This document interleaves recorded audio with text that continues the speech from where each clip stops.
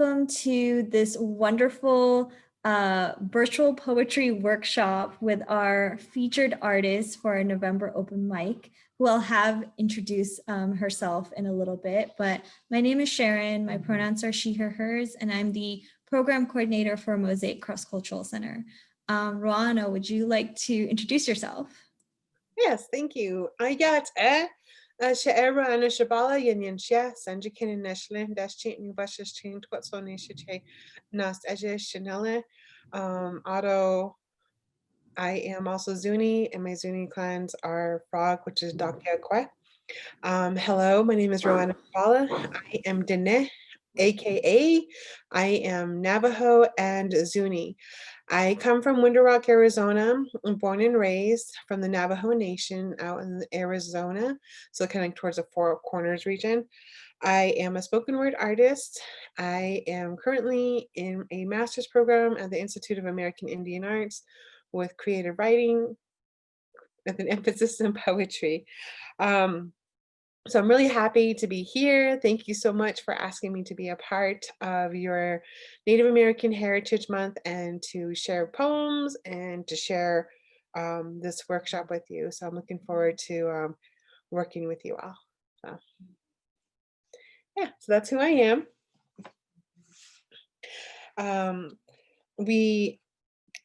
I'm going to go ahead and share a poem with you guys here, and then we're going to use this poem as kind of a template or to kind of go into the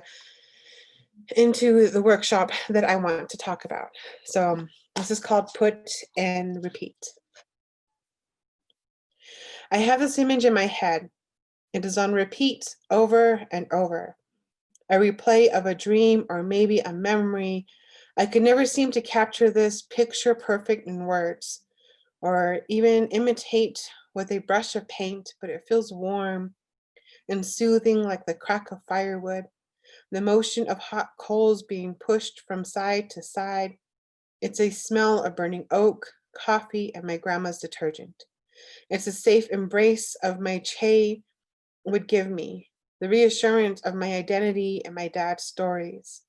It's the self-worth that holds in my mother's songs. It's the strength I have in my siblings' eyes. It's the duty of a Diné woman in my auntie's daily example. It's the color of my uncle's unyielding faith. It's the expression of love and loyalty of my friends. This flashes in the blink of my eye when I am in need of a reminder, when I find myself tired, alone, and scared.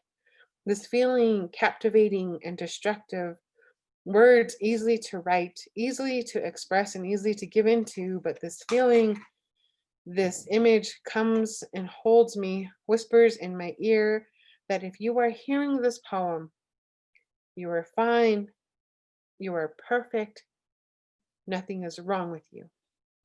So, thank you. Oh my God, that was so beautiful. I started getting teary-eyed. Thank you so much. So my as a when I was younger, I had this I was in an abusive relationship, and it was really interesting on how I guess how it just kind of like conspired and how it grew and progressed in a way. My ex-boyfriend, he had PTSD, and I didn't know how to help him. I didn't understand what PTSD was at the moment at that time. And so I remember talking to my dad and telling him, like, this is what's going on. He is very rash. He's very he's mean in a way. But it's because of these symptoms that he has, and explaining to my dad what I was learning about PTSD about. Um, and then my dad looks at me and he tells me, use your poetry. Your poetry is a ceremony. It has healing entities, and that's what artists are. We're healers. All the things that we do is a form of healing, of a ritual, of that, and we do it for those who can't do it. And he would tell me, use your poems to heal them. Use your words to soothe them. Use your words to help them understand. That's why you were gifted that talent. That's your ceremony. So I did that, and I wrote two poems that day. And those two poems, I talk about me being a healer as an artist, talking about, and that's like with everything too within our indigenous culture. So like people who are dancers, especially those who are dancing our traditional dances. So like if you were to see like a powwow dancer, and you would see like the or like the jingle dress dancers and northern traditional, like you, if you were to see those different type of dancers, they do it to heal people, and especially for those who are unable to move, those who like have like they can't dance. So they do it for healing. And that's what my dad said with me with my poems, like your words are for those who can't speak for themselves. So help them through that. Um and when I started doing poems, I've come to a realization that poetry is both a protection and also a healing entity. So for those who have seen my poem, Lovey Some Indians, that is considered more of like a protection entity, or like a where you would be able to use your words to express your anger, to express like you're going into battle, or you're to express like the injustices and that need to be held. Then you have the poems that are out there that are to help calm you, to help you realize something about yourself, to help build yourself up, to help take to ground you. Um, and the poem that I read with this is that poem is to help you ground yourself. We had a crazy week this week. Our emotions were all over the place. We were trying to figure out when we're going to able to exhale. Are we going to be safe? Are we like, what is happening in this country? This so much division, so much hate, so much like all these different things has our anxiety. Um, like super high. It's like super high. Not just with the elections either. We have like COVID that is all over, the sickness that is just kind of rampaging through this world, not even just like their country, but through this world. And we have a really high anxiety that is kind of that is happening.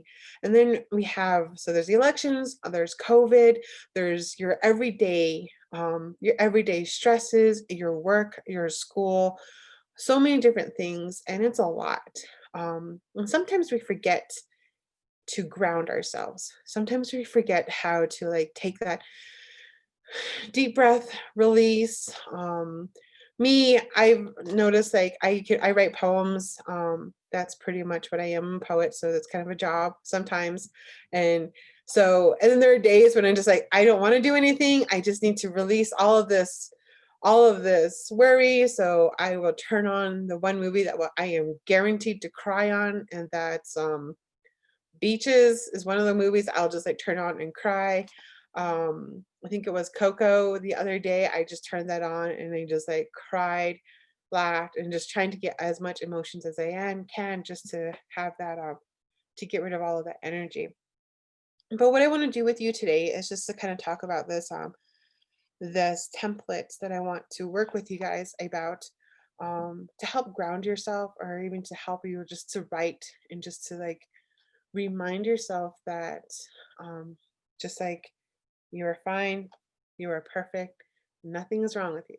And like I'm pretty sure we all have those little anxieties, all those little things that we need to be able to do that. But there's a moment where you just need to like breathe and be like, okay, I'm gonna go again. We're going forward. Let's do this. Um, so the first part of the poem that I want you to think about is we're going to use your five senses. So a lot of times, like with grounding techniques that I have learned from other people, is people will tell you to like look around the room and look for something in the specific color, look for something, five items that are red, or like or name five different type of things. This one we're going to do your five senses. And from that is what I want you to do is I want you just to be like quiet and just kind of like center yourself, close your eyes or even just like think about it, focus on one thing. I want you to think about your favorite place. The one place where you are happy, where you're safe, where you're comfortable, where you're the most you could ever be. I want you to think of that space, like one of that place. Um, what and then you're gonna use your five senses to think about it. So like the first one is like when you close your eyes, what do you see? What does it look like? What are there walls? Is it a building? Is it outside in nature? Is it in your car while you're driving? What does it look like? Like describe it. Describe the colors, describe like everything that you see. Now when you do that, just like write it in your most descriptive way possible. And then even like throw in metaphors like um for instance be like I see my grandma's I don't know, what does my grandma wear? My grandma's like maroon dress or the velveteen dress um that holds like the midnight sky in it. So just like different type of things that you can add on to those poems. And this is just a template. You can definitely go back and you can like edit it to a point where you can use as many metaphors, similes, descriptive words in there. And the next thing you're going to do is you're going to start thinking about this place and what do you hear? Do you hear voices? Do you hear songs? Do you hear the hum of tire on road? Do you hear like cooking utensils? Do you hear your like someone laughing or someone singing or whatever you hear? Or even do you just hear like the hum of the AC? Like there's going to be noises. Unless you're like in a padded room and then if that's your safe space and there's no noise, there are always some type of noise that you'll have that you'll find calming. So yeah. I guess And it the could next even be you listening to your own breath, right? yes, Or you listening to your hand moving against your pants or something like that.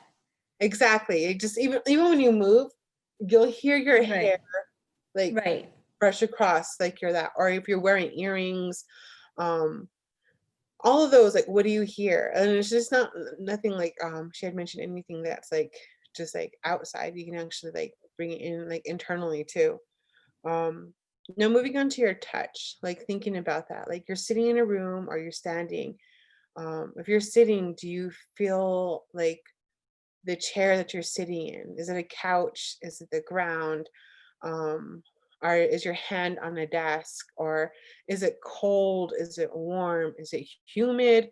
Is it like what is it, what is the feeling? What can you feel with like with that touch sensation that you have on there? And then write all of these down, like with all your five senses. And then coming to smell and taste, like with smell, does it smell like coffee in the morning? And does it smell like oil like inside a garage? Does it smell like a fire burning? What type of wood? Does it smell like the desert or like petrochlor, like wet rain or wet dirt? Does it smell like snow? I know I don't know if you guys, I'm pretty sure you guys know what snow smells like. Do you guys have snow up that way? Not in San Jose, but I'm sure, there's this could be wide. Right Yeah. now our students are everywhere. So Yeah, or even like the ocean, how that smells. Like there's always some type of smell, or even if it's your mom's cooking, your grandma's cooking, or your dad's cooking, um, smell of a wet dog. I don't know. People like I know that's like a really weird smell. I actually had a friend who was just like, yeah, I love the way my dog smells like when they're wet. I'm like, okay, whatever, whatever works for you. I, yeah. And then even going to taste, like what does it taste like? Can you taste that rain? Can you taste, or even like tasting like your mom's cooking, or since I'm from like the Southwest region, like thinking of like smelling that red chili or the green chili, or even like their different type of foods, like my grandma, like my or all of that. It's just, or tobacco. My grandpa, Che means grandpa in Navajo, and my Che, he always used to smoke like rolled tobacco, so he would just his whole being would smell of tobacco and like cedar, and so it's just like those different type of smells that are all there. Write all of that down. Just take some time and just like write those down and just kind of put yourself in your moment. And when you're done writing all of those down, that last line that you would write, you like, this is me. I am safe. And that's where you'll be able to like look at yourself and like, I'm okay. I'm grounded. This is where I'm at. And then even if you have that poem and you're writing it down, you'll be able to like, if you're frustrated, put it in your purse, put it in your back pocket, put it in your wallet, pull it out when you're having a hard time, or pull it out when you just need to exhale, or even just think about it on what you want to do. So that's where you'll be able to find that poetry and find that healing for you. And then you can even use this technique for those around you. And maybe it would help them too, for them just to have that writing there. So poetry is in everything. It's a grocery list. It's an introduction. Um, it's, I don't know, a string of curse words on how you're like talking to whomever. So it's everywhere. So Yeah. that's my thing and my healing to you. And I hope you guys are able to write a beautiful poem that represents you. Yeah, thank you so much for that. I guess a question that came up for me as I was thinking of, describing, and you said, you could always go back and think of metaphors and similes to describe these senses. I guess what advice or suggestion would you have for folks who may struggle in thinking of describing their senses, right? Which can be sometimes abstract to think about in a metaphor or simile. What's one way that you would suggest that folks who are, trying to work on these grounding pieces to kind of like where should they start kind of pulling from? Like a piece of advice that you would share. So I would definitely kind of like just like it's like with a process. So while you're writing down all of these different type of you're writing your senses, and you can just be very like very literal about them. Like just be very Mhm. literal on like, okay, I let's see, for sight. First thing I would be like, I see a cedar tree. I see your cedar tree. I see gray clouds. I see um a green old pickup truck. Or Mhm. if they're just to be very like very literal about what you do see. And then you can even then that's where you're bringing in like, why is it safe? Why are you comfortable there? What makes it Mm. so like soothing onto you? So when you're done being very literal, you can go back and you'd be like, okay, I see a cedar tree that I used to climb while I was a kid. Or I see the green old pickup truck that overcame washboard roads type of thing. And like Mhm. even those like washboard roads could be representation of your life on how it's just like bumpy. Um, Mm. just like kind of go into there, like just be very literal on where you're going, and then go in there and start putting in there, why is it safe? Why do you feel this way? And it's interesting because it'll make you look at and think about like what makes me feel safe? What makes me feel like, why am I comfortable in these areas? Mm. Um, and then once you figure that out too, then you'll be able to like recognize places that resemble where your safe spaces, and you'll be like, oh, I feel safe here. Or, oh, okay, it's kind of like this. So it's where you'll be able to like just feel comfortable with your own surroundings and where you're at, or even yourself can be your own like safe space. So you could totally describe yourself like I said, like with sight, like you're looking in a mirror and Yeah. I see you um brown straight hair, or straight hair, or straight curly hair. I hear my breathing. So just like, or even like talking about your body itself, like the rib cages that hold Mm. me together. So it's just like on however you just be as literal and then come in and start talking about why do those things soothe you and make you feel safe. Does that answer your question? Yeah, definitely. And I think, oftentimes when we think of safety, right, we look to others or other places. And I love that you even said like you could be your safe space, right? Because hopefully that's the goal. Yeah. that we find that groundedness and safety within our own selves. So I love that. I didn't even think about that. Yeah. And then even like at the end of the poem, like where it says like, I am safe. This is our yeah. This is me. This is me. I am safe. Because essentially your safe space is essentially in your mind. It's your memories, it's your experiences, it's all the things that you did. So it's all you. Um, Yeah. and just kind of to kind of go towards that type of thinking. Yeah. Yeah. Thank you so much for kind of walking us through this grounding template, poetry template. I think that, for folks who are trying to find tools to really, as you mentioned, kind of deal with the anxiety that we've had for the last 4 years, but also this past week, hopefully that's been helpful for all of you and that this helps ground you. And, hopefully you can look back on this piece and remind yourself that, we're working and striving to find that groundedness and that safety. Thank you so much for walking us through, not walking us through, for sharing and guiding us through this template.